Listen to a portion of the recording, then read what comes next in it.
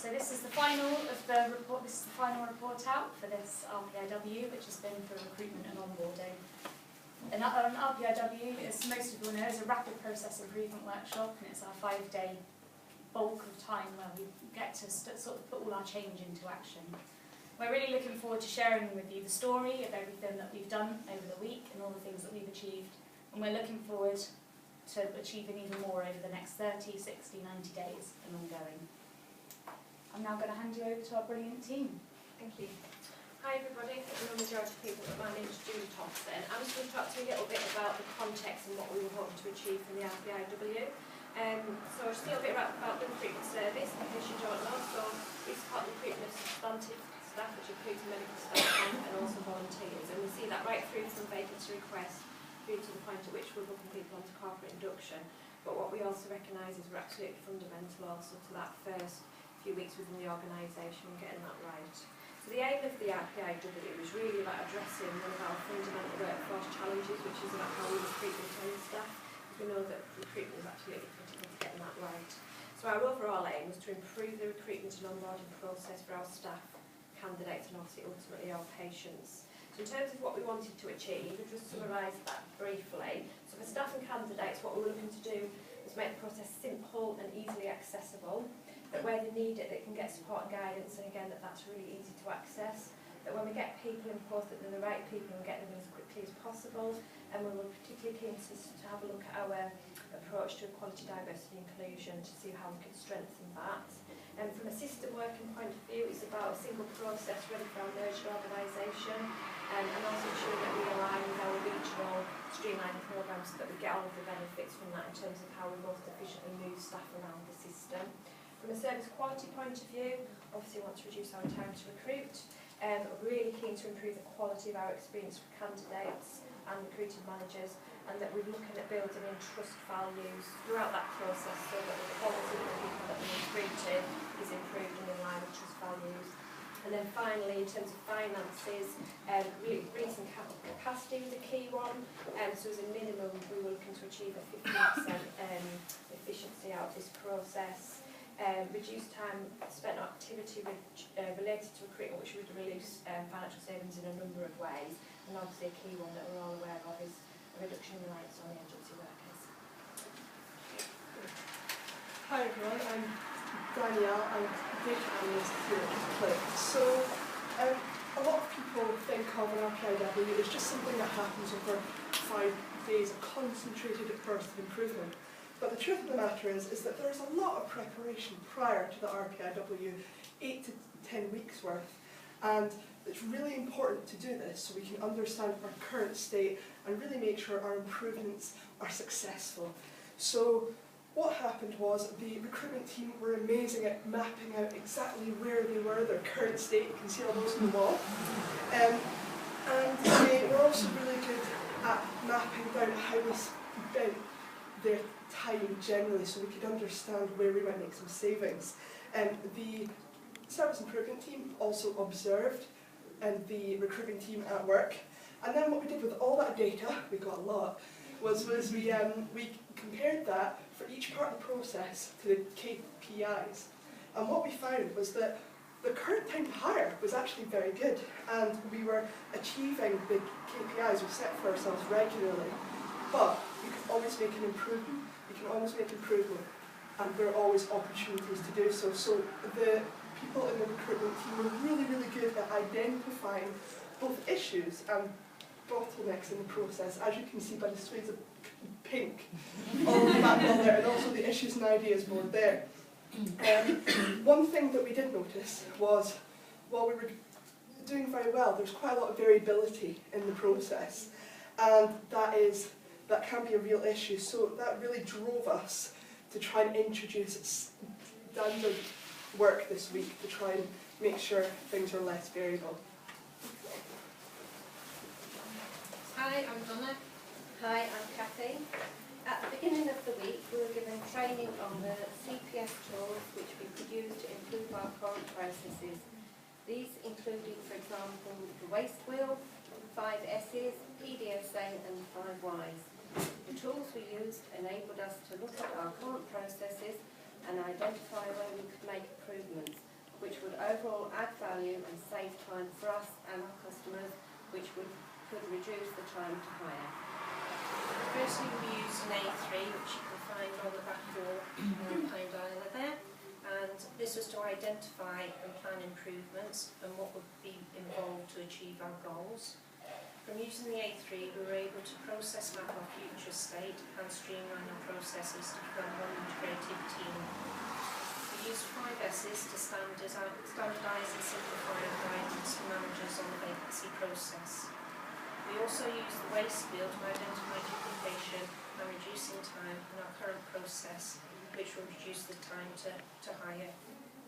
Having used some of the CPS tools, we've also added value to all our customers. All these tools have been utilised and will help plan our improvements over 30, 60, 90 days. And finally, we'll be using some influencing and change techniques to take things forward.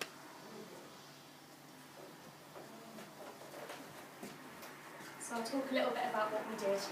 We focused on looking at the process from the customer's perspective. We identified our customers by using stakeholder mapping, and we looked at our issues on the current state maps, as Danielle said, all the pink stickies, and we looked at ways that we could identify improvement. We focused on adding value at every step of the recruitment pathway and identified ways by analysing the process using a value stream map, which highlighted areas we can focus on. It's over here, and you can have a little look at it after we've all finished presenting. We weaved our values and our commitment to equality and diversity throughout our high-level future state map, which is behind me, and we want to attract and retain a workforce as rich, diverse and representative of the population as we serve here in Cumbria. We engaged with the home team to seek feedback on our ideas, and we produced a nightly newspaper to keep everyone engaged and up to date. We also had a fantastic advisory group who shared their wide-ranging expertise with us. Hello, I'm Mandy and I'm summarising what we have achieved. We've reduced the vacancy approval process from 4 levels to 2, a reduction in length of approval time from 8 days to 2 days. We have one standardised recruitment process which, once implemented, will reduce the recruitment lead time by 20%. We've mapped the future state of the medical recruitment process. We've produced applicant and manager recruitment timelines to manage expectations. We've received the new organisations portal and have developed content to improve the applicant experience. We have a robust 30, 60, 90-day plan which is on the walls for us to follow. We have identified issues which have potential blockers in the process and how to address them. We have a new uniform ordering process, which the recruitment team will be pleased about, and that would save approximately 230 hours in the recruitment team, which will allow them to do more recruitment. We've wallpapered the village hall with all the rest of our achievements, and we'd like to highlight what this means for our customers. Hello, I'm Nick and I work for our Learning and Improvement Collaborative. Part of what we did to try and bring more to life the people and the customers that the recruitment team are serving is to create some personas which are up on the wall, and the team just about to tell you now how we helped those personas. Hi, I'm Lindsay and I'll be talking about what we have achieved from the point of view of Jane, who is a busy ward manager who spends the majority of her time working clinically to fill in gaps on the ward. Jane would like a quick and efficient process where she knows what her responsibilities are and feels supported by the recruitment team. We have highlighted gaps in training and communication with the recruiting managers and have outlined the roles and responsibilities clearly for those managers who have to focus their priorities on patient care. We plan to implement improved support and bespoke training both on NHS jobs and on the people management programme to accommodate the recruiting managers. These changes have reduced the recruitment time to hire by 4 weeks, which will ensure we are getting nursing staff to the wards more quickly. Hello, my name is Mandy Kennedy and I'm an associate of CLIC. My persona is Anne. Anne is an applicant and a candidate for a job as a data analyst within the trust. Anne has a disability and is limited in her mobility. She values a smooth transition through the process. She needs to know what's going to happen when it's going to happen. And she also values working for an organisation that promotes and lives EDI. So what Anne has got from this is an online portal where she can go and check what's going to happen and when it's going to happen to her. She values a reduction in the amount of paperwork for her to check and fill in before she starts the job. The ability to go somewhere local to her, not just to Carlisle, to be able to have her ID checks done before she starts working. And she's happy to see that her disability will be accommodated and the Trust is prioritising equality, diversity and inclusion right through the process. Hello, I'm James Manser. My persona is Ron. Ron is a business manager with over 25 years experience. Ron remembers the good old days when HR did HR things and you could just ask them to recruit someone and then that person just appeared one day. But secretly, we all know Ron,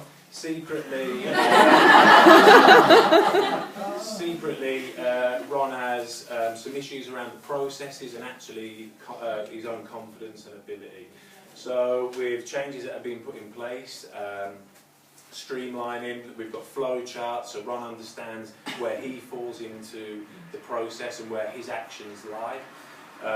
There's also a single process being created to stop Ron getting confused and lower the amount of paperwork and also made that single process for both trusts coming together, so that's easier for Ron to follow as well, to save him that confusion.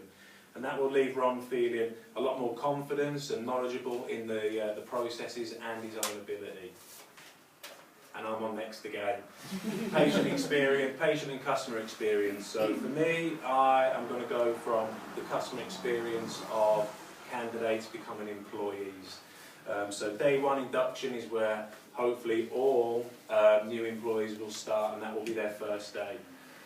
Staff will come in quicker now, which will improve their own morale and the morale of the wards and departments that need these people working as well. They will come in with more knowledge than before, looking at things like the online portal to give that information. And rather than new staff coming in tired and already stressed and hitting the front line, we're going to have staff coming in ready, feeling supported and engaged, and that will be in line with our trust values. Hello, I'm Sue. I'm a patient representative, patient voice. So we're all impacted directly or indirectly by decisions that you all make as you appoint staff. Thank you for involving me this week and valuing my contributions. It's a privilege to be here listening to the candour and the warts and all, as well as seeing the determination to make your procedures more streamlined and better for customers. And I hope that all of you staff will feel those benefits too.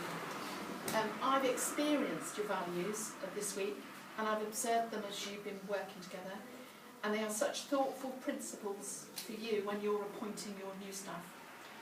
An idea that struck me earlier on is with all the form filling and sometimes it ping-ponging backwards and forwards between people because bits don't get filled in, was maybe we could just have those flags that you have on those wretched insurance policy things that you do online, which stop you sending it anywhere until you've filled in all the bits.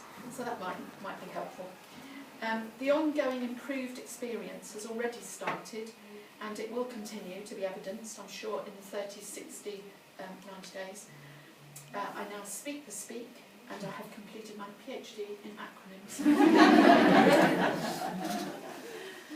Hi, my name is Jacqueline Allen. I'm going to talk to you a little bit about what is still to do.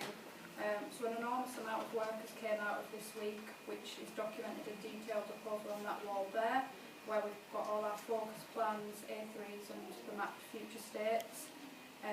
So what we need to do, the internal SOPs and guidance need to be updated to reflect the quick win changes from this week. We're really enthusiastic about the upcoming work over the next 30, 60, 90 days. We'll continue to work on finalising and implementing some of those changes to process which have been agreed this week, including some of the quick wins.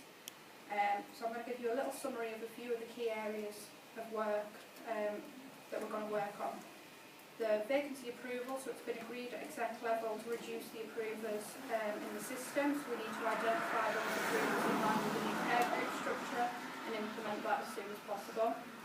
The medical recruitment, we need to implement the new mapped state of the medical recruitment process. Bringing in one process will really benefit from this with the foundation trust status. The adverts and JDs, we recognise there's a large piece of work to do around the adverts and the JDs, standardising those and improving the quality within the adverts. and in turn we hope that that will attract a better calibre of candidates to those positions.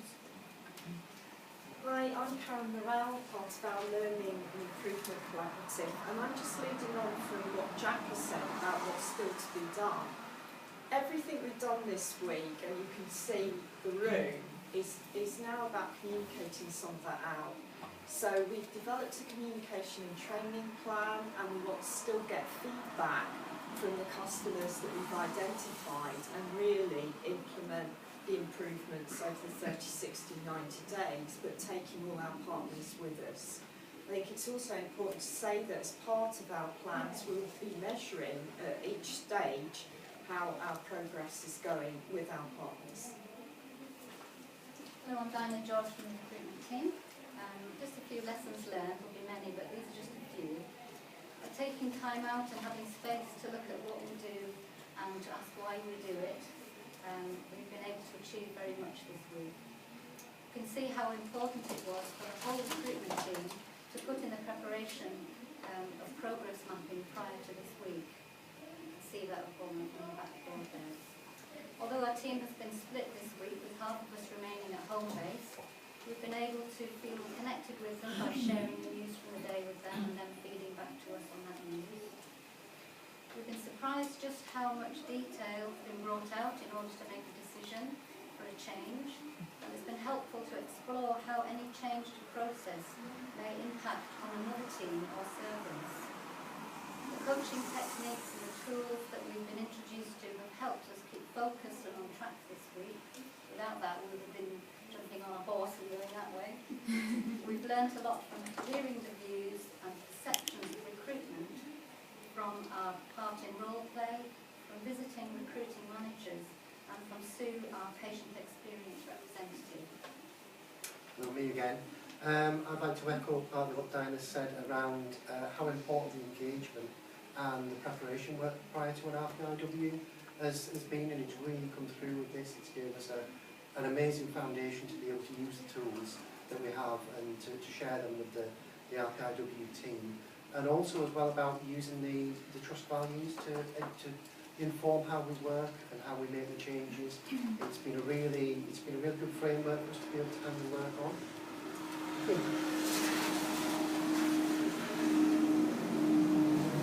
So, last to say thank you.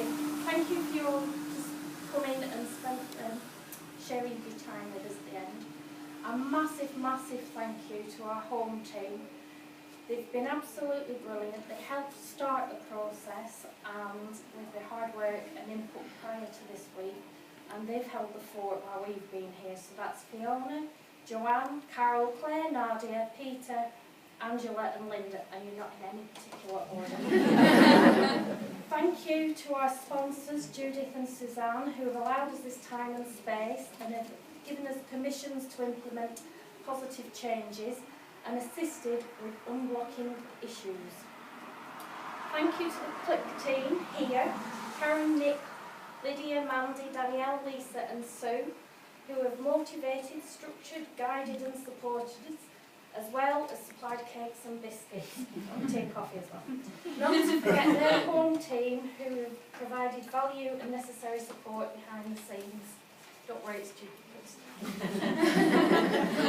Also, thank you to our advisors and guests. To name a few teams, we've had recruiting managers, IT, learning and development, ESR, RA team, agency team, occupational health and HR advisors. I'm really sorry if I've missed anybody, but thank you very much for your help and assistance both here and over the phone. And again, thank you to Sue, who's provided a really valuable patient perspective, because at the end of the day, that's what we're all here for. Thank you to everyone who's been in the room all week. Julie, Mandy, Jacqueline, Donna, Lindsay, James, Kathy, Dinah, myself and our personas. We've all worked really, really hard with everyone previously mentioned, and we've moved mountains. Finally, last but not least, thank you to Bertie. He's made this week so much less stressful. So if you have an office dog, that would be fantastic. So if you have any questions, I'll pass you back over to Karen.